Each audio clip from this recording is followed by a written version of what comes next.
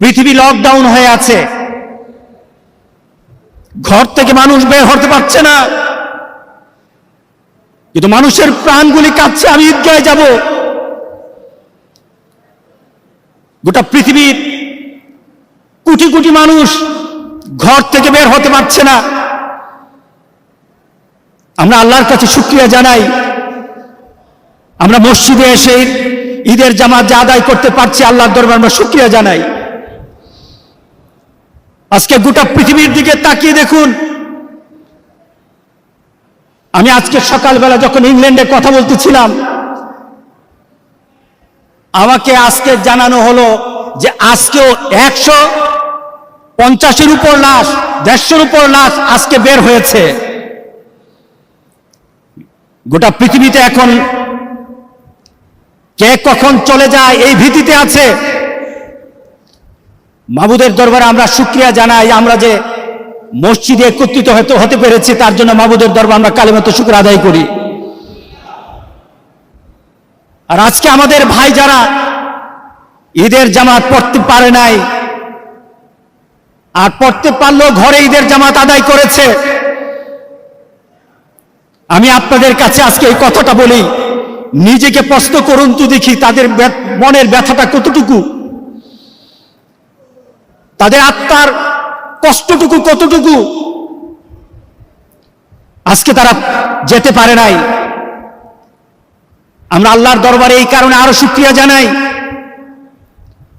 গোটা একটা মাস আমরা আল্লাহর গোলামি করেছি এমন এক সুন্দর পরিবেশে, যে পরিবেশকে আল্লাহ সুবহানাহু ওয়া তাআলা নিজেই সাজিয়েছেন, গোটা পৃথিবীকে আল্লাহ সাজিয়েছেন, তার মুত্তাকি বান্দাদের জন্য সাজিয়েছেন, তার নেককার বান্দাদের জন্য আল্লাহ সুবহানাহু ওয়া তাআলা গোটা পৃথিবীকে সাজিয়েছেন। জান্নাতের দরজাগুলি খুলে দিয়েছেন, সুবহানাল্লাহ, সুবহানাল্লাহ। দুজকের দরজাগুলিকে বন্ধ করে দিয়েছেন। শয়তান আমাদের দুশমনকে শৃঙ্খলাবদ্ধ করে দিয়েছেন। শুধু তাই নয়, আল্লাহ সুবহানাহু ওয়া তাআলা গোটা পৃথিবীতে ফেরেশতা দিয়ে আমাদের সাথী করে দিয়েছেন, ফেরেশতাদেরকে। আল্লাহু আকবার। গোটা পৃথিবীতে ফেরেশতা দিয়ে ভরে দিয়েছেন। ফেরেশতারা গোটা পৃথিবীতে বিচরণ করছে আর আমাদের জন্য আল্লাহর দরবারে মাগফিরাত চাইছে। আল্লাহু আকবার।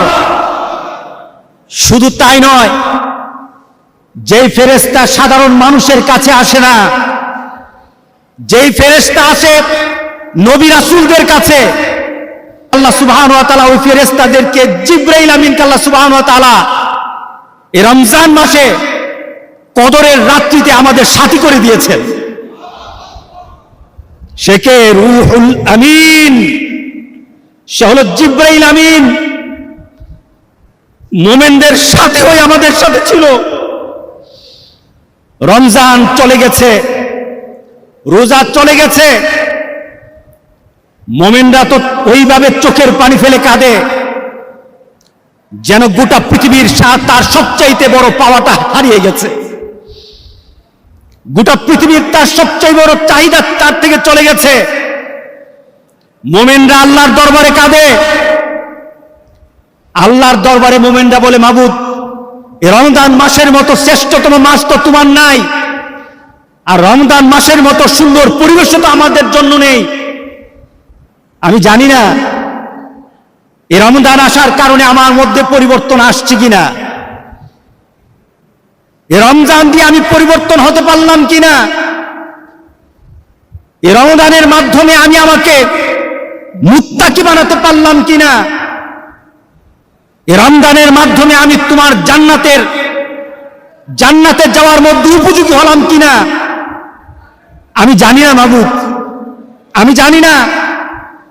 আমি এটাও জানি না আগামী রমজান আমি থাকবো কি না থাকবো, এটাও জানি না। আগামী রমজানে আমার অবস্থান হবে কিনা আমি জানি না। আর আগামী রমজানে যদি থাকি আমি সুস্থ থাকবো কিনা সেটাও জানি না। মাবুদ, আমি এক অনিশ্চিতের মধ্যে আছি, আমরা এক অনিশ্চিতের মধ্যে আছি। তোমার কাছে মাবুদ আমাদের একটা নিবেদন, এই রমজানের মাধ্যমে তুমি আমাদেরকে পরিশুদ্ধ করে দাও। এই রমজান যেন এমন না হয় রাসূল সাল্লাল্লাহু আলাইহি সাল্লাম খুতবা দিতে উঠলেন, রাসূল সাল্লাল্লাহু আলাইহি সাল্লাম সিঁড়িতে পা দিলেন, সিঁড়িতে পা দিয়ে আমিন বললেন। আমিন বলার পর সাহাবায়ে কেরাম আমিন বললেন। রাসূল সাল্লাল্লাহু আলাইহি সাল্লামকে সাহাবায়ে কেরাম পরবর্তীতে জিজ্ঞাসা করলেন, ইয়া রাসূলুল্লাহ, আপনি সিঁড়িতে পা দিয়ে আপনি বললেন আমিন, আমরাও সাথে বললাম আমিন, কিন্তু পেছনে কারণটা কি তো জানি না। রাসূল সাল্লাল্লাহু আলাইহি সাল্লাম উত্তর দিলেন, জিবরাইল আমিন, আমি যখন প্রথম সিঁড়িতে এসে পা দিলাম, জিবরাইল আমিন এসে আমাকে সংবাদ দিল, বউদান লিমান আদরাকা রমাদান, যে রমজান মাস পেল, কিন্তু রমজান মাস চলে গেল, নিজের গুনাহগুলি মাফ করতে পারল না। জিবরাইল আমিন আমাকে জানিয়ে গেল তার উপর আল্লাহর লানত পড়ুক, তার উপর আল্লাহর গজব পড়ুক। সে নিজেকে পরিবর্তন করতে পারল না, গুনাহ মাফ করাতে পারল না। আমি আপনাদেরকে প্রশ্ন করি, এই রমজানের রোজার মধ্যে লাইলাতুল কদর ছিল কিনা বলেন? জোরে বলেন, ছিল কিনা বলেন? ছিল, অবশ্যই ছিল। কারণ প্রত্যেকটি রমজানে আল্লাহ সুবহানাহু ওয়া তাআলা একটা রাত্রি দেন, ওই রাত্রির মাধ্যমে তার বান্দাকে আল্লাহ সুবহানাহু ওয়া তাআলা 1000 মাসের সওয়াব আল্লাহ সুবহানাহু ওয়া তাআলা দান করে দেন। রমজান মাসে এই লাইলাতুল কদর ছিল, কিন্তু যারা চেষ্টা করে নাই, যারা সফল কাম হয় নাই, জিবরাইল আমিন রাসূলকে জানালেন সে ধ্বংস হোক। রাসূল বললেন আমিন, সাহাবায়ে কেরাম বললেন আমিন। এবার আপনাদের কাছে প্রশ্ন, এটার ব্যাপারে কোনো সন্দেহ আছে কিনা যে কবুল হবে না? কি বলেন, কোনো সন্দেহ আছে? তার জন্যই ধ্বংস, যারা এই রমজানে নিজেকে আল্লাহর দরবারে নিজেকে উপস্থাপন করতে পারে নাই, ক্ষমা পাওয়ার উপযুক্ত করতে পারে নাই, তার উপর আল্লাহর ধ্বংস চলে আসবে।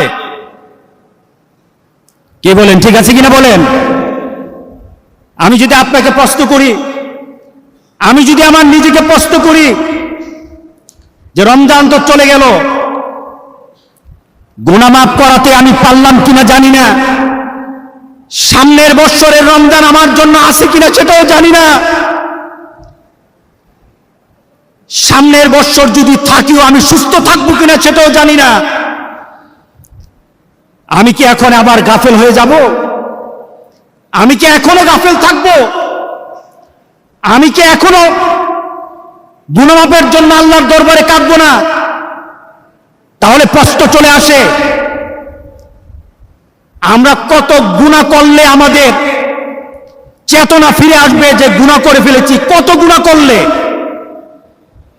গোটা পৃথিবীর দিকে তাকিয়ে দেখেন, গুনার কারণে আল্লাহ সুবহানাহু ওয়া তাআলা গজব দিয়েছেন। জারাল ফাসাদু ফিল বাররি ওয়াল বাহর বিমা কাসাবাত আইদিন নাস। এই পরিবেশ সৃষ্টি হয়েছে গুনার কারণে, আমাদের নিজের কামাইয়ের কারণে। গোটা পৃথিবীর দিকে তাকিয়ে আবার চিন্তা করেন আর কত গুনাহ আমরা করতে চাই।